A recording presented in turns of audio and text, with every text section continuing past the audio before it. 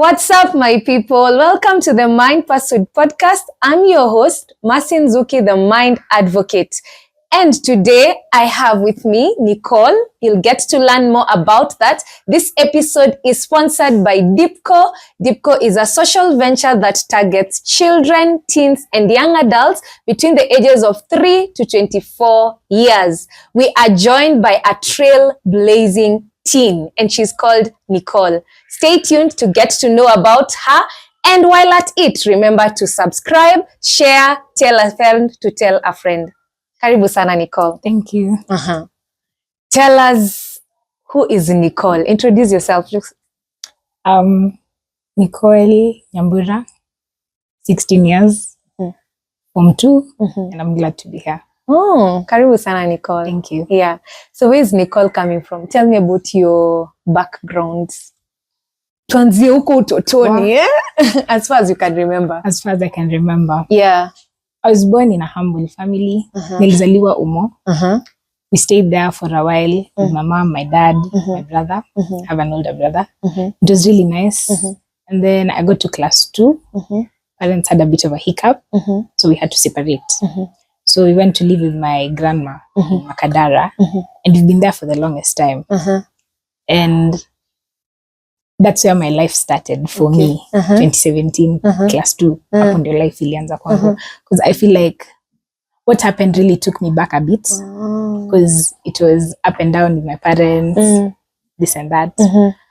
But all in all, I learned a lot from it. I learned to thank God for it.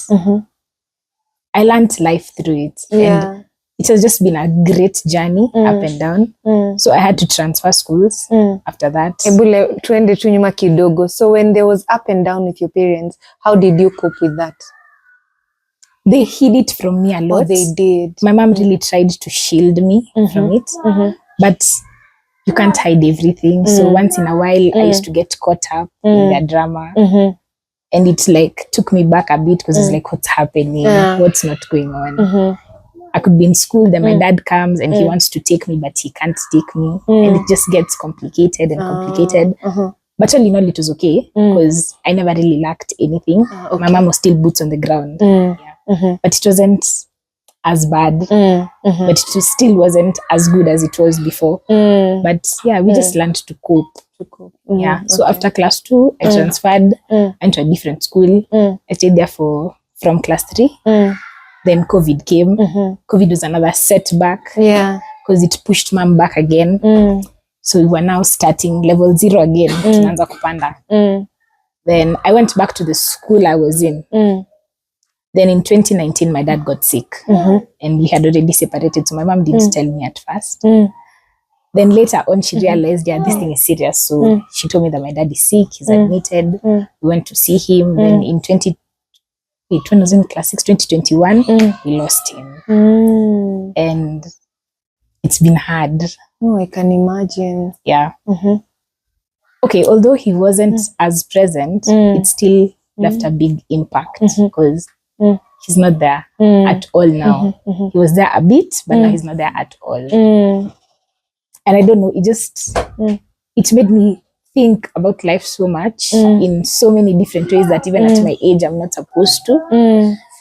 But it was a lesson I came to stand on. Like it taught me so much in life and it made me appreciate so many things that I'm grateful for even now. Yeah. How did you navigate through that loss?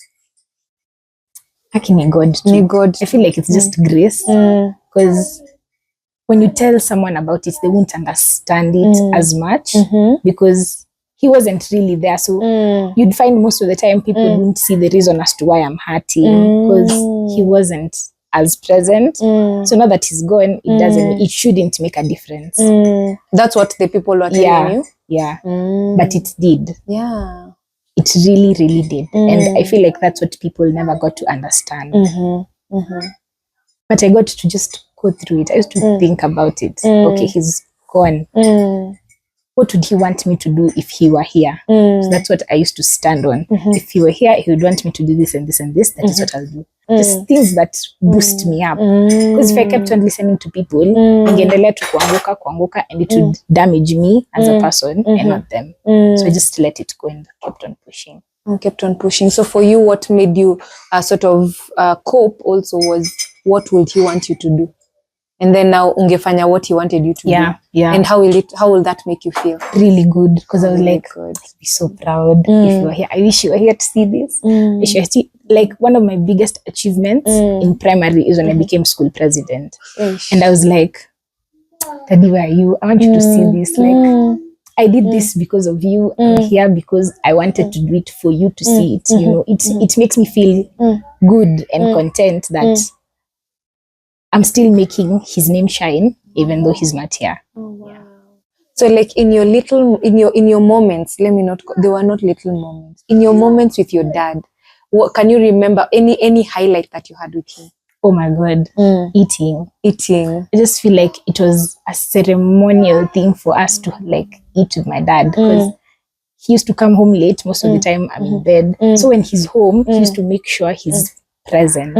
Like, he used to make it so fun. And he used to do weird things. He'd come and just wash you. Then he's like, are you okay? Like, he just made it fun. And yeah. So will that be right if you say when you thought about your dad, you thought about fun? Yeah. Adventure? A lot. Amazing. So and school he never said no. So he was a cool dad? Very. No was mom. So if he didn't want me to do it, he'd be like, go and ask mom. Just go and ask mom. Then mom would be like, no, you can't do that. Yeah. Oh, wow. So the cool dad. Yeah. The good cop. And your mom, how was your relationship with your mom? My mom is so smooth. I find her a bit overprotective, but I feel like that's what she sees is right. Yeah. She sees ahead of me. So I can't question her. But she's a bit overprotective. But I still love her for that. She's always been there. She's always been there. Always. Oh, wow. Yeah. So fast forward, you're a school president. Yeah. Class 8, a bit rough. Had a bit problems with social life because I had just come back. Things are different now. Dad is gone. Adapting is a bit hard in school. So we finished class 8 and it was just free now because I Maliza. Then so let me take you back a bit. You say it was difficult when you went back. Yeah. What made it difficult? Because the period that I was there with my dad being present before they had separated, it was okay. And they separated and I was still there and it caused a lot of drama because sometimes you'd find nimepanda basi, then my dad comes and is like, no, I want to take her, but he couldn't take me because he didn't have my custody and all like that.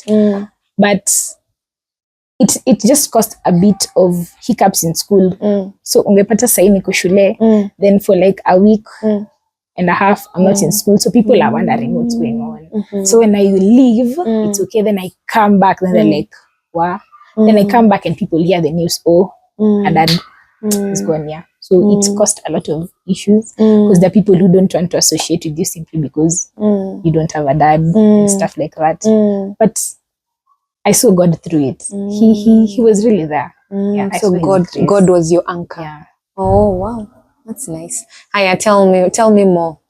Tulimaliza class 8. How was church for you? I loved church. I used to love church so much. I every Sunday until I joined the Marshals. And it was just fun after fun after fun. Jewels. It was just nice. Yeah. Oh, nice. So class 8 we finished. Then joining high school was the issue. My mom didn't get a school that was content for her. Like she wanted the best for me and she wasn't getting that. So I had to stay home for like 2.5 weeks when people had joined. Yeah. How did that make you feel? Others have joined and you're home for 2. I was actually happy. You were happy? No, I didn't really like the idea of going to high school, boarding. I wasn't down for it. What made you not be down for it?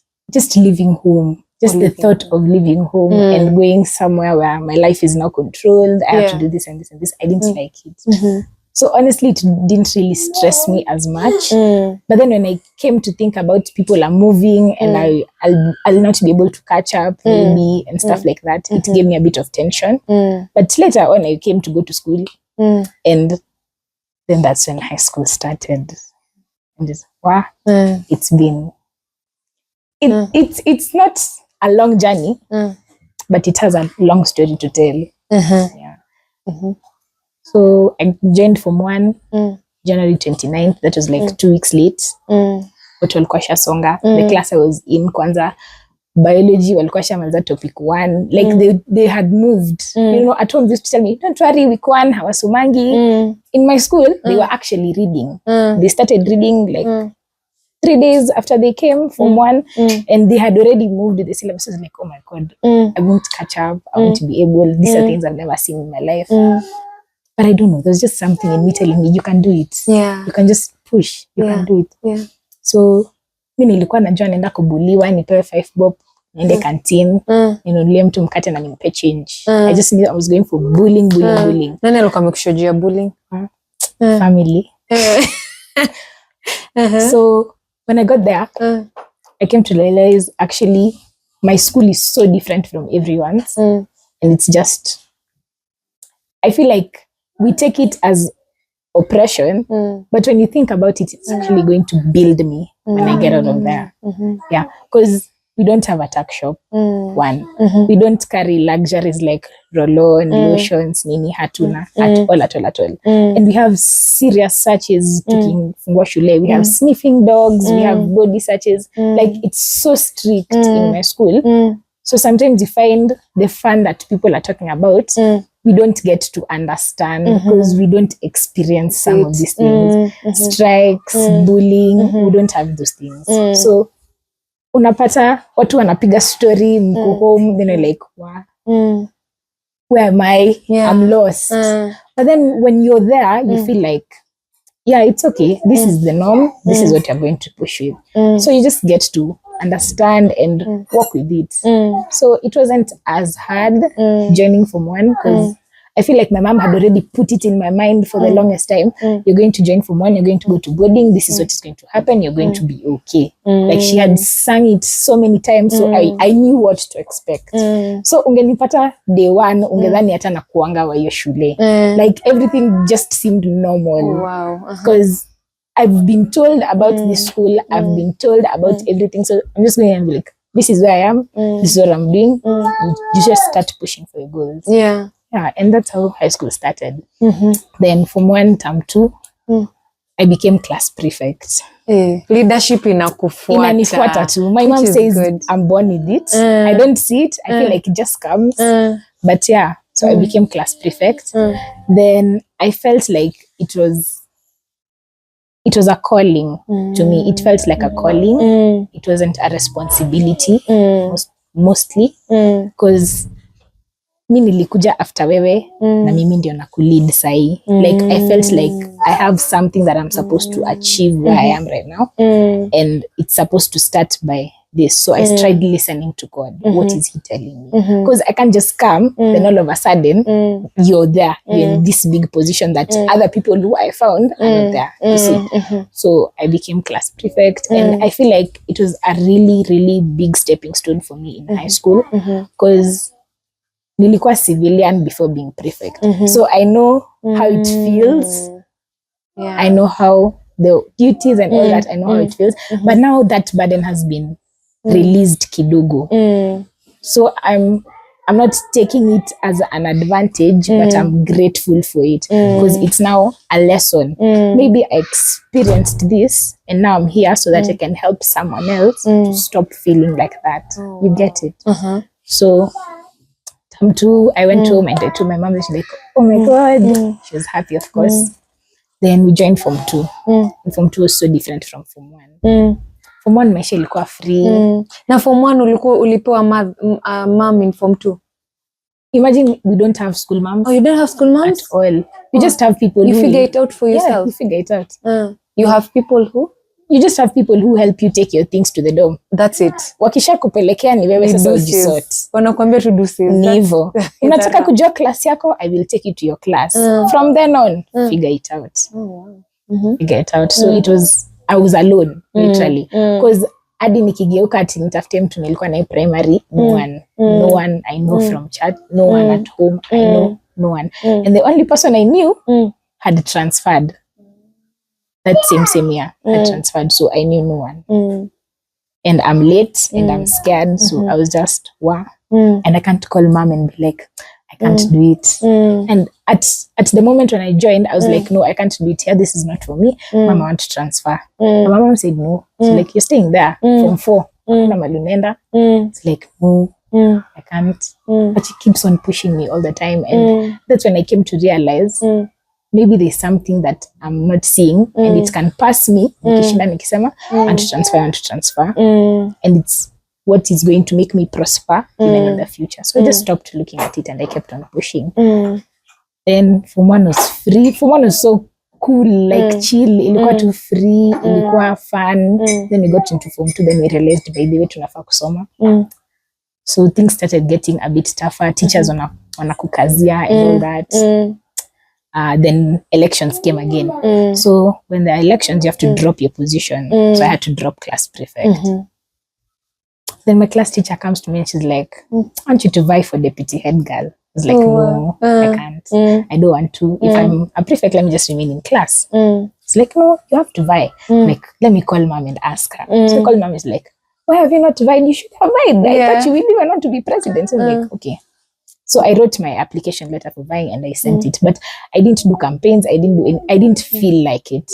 So elections came, they ended. Of course, rumors are around the school. Oh, sijui nani. Then the day for the results, it actually ringed in my head. Oh my God, I vied for this position. Oh my God, what if I'm not called? You know. So it's ringing in my head and I'm so scared. And wow, I'm just flashbacking my life slowly, like, I'm here right now and it's actually ringing in my head. So it's like, wow. Then the election results come out and I'm actually deputy head girl. Oh, wow. I don't even remember what I just know I fell down and I just started telling God, thank you. Oh, wow. I just broke down. What did it mean for you when you were called? I just felt a heaviness that has been released from me. I just felt so good in my heart because I'm just seeing from where I'm coming from. It's been setback after setback, climbing up against setback, and where God is bringing me now, it's just grace. And I just felt so nice to see where I am right now. It's just so good because it's his CRT. It was meant for me to be there. He paved a way for me to be there. You get it? So it just feels so good to see that he's giving me this opportunity to lead his people. Maybe not in that Christian way, but I'm still having that authority. And it just feels so nice. And that's when life started for me. And now I'm still paving way through Form 2, kidogo. But yeah. Oh, nice. Well, thank you so much for sharing. What would you tell someone who's a leader in school? Authority comes from God. And once you play with it, ni wewe utaumia. Because if you treat someone else badly, you will leave that school. When you leave that school, there's no guarantee that you'll be a leader. You'll have someone else who will lead you. And you never know where that person will put you to. So how you lead people should reflect how you want to be led in future. Ooh, that's deep. How you lead people should reflect how you want to be led in future. And that's servant leadership. That's how Christ led us. Oh, that's really nice. So is there one last thing that you would want, maybe you would want to tell your younger self? Because there's a young person who's watching and maybe they're going through that tough season. Their parents are separated. That's a huge hiccup because mostly you find parents being together, the child growing with true parents, but the parents have separated, and that's life. Because also we have a number of us whose parents have separated. So what is it that you would want to tell this young person who's watching you? It's not the end of life. It's not the end of life. Yeah, things will be different. Yes, it will bring a different impact, a different experience, a different vision of your own life. But you should not let what they did as their mistake be your burden. Live your life. How do they do that? I feel like I just prayed. Pray. Just just pray to God. Just pray. Ask for that grace to stand on your own and find your own path and not theirs. jiambie tu mimi kwa kichwa yangu, that's not me, that is them. I understand it happened, but I am still living my life. That's what should keep you pushing. So live your life and pray to God. Yeah. Seek support. Sometimes it's easy, sometimes it's difficult. So seek support. And to anyone who's going through loss, because that's difficult as well, yeah? Going through that, there are times that, I don't know for you whether you've experienced, there are times where it's high and bubbly, and there are other times where it's very low. So very, very low. So during that time when it's very, very low, how do you cope? I cry. You cry. Crying is okay. Yes. Never ever feel bad about crying. Yes. Because it just opens you. Yes. And it makes you feel whole. Absolutely. Never ever feel bad about crying. Yes. There's something about letting it go in your own way. Write it down. Cry. Sing a song that the person you've lost loved. Yes. Do things that remind you of them instead of trying to push the thought away. Yes. Because if you push it, the more you push it away, the more you're pushing yourself from healing. But the more you think about it, the more you try to be like, he's gone, but I still have these memories. I still have all these things about him. So you will be healing. You won't be noticing, but you'll be healing. But the moment you're pushing that thought of that person away, you're destroying your own self. Amazing. You know, those are mental health gems right there. You know, cry. If you're there and you're watching and you've gone, your parent, somebody close to you has died, remember, it is not the end of life. There are difficult times. There are not so difficult time. All you need to do, crying is okay.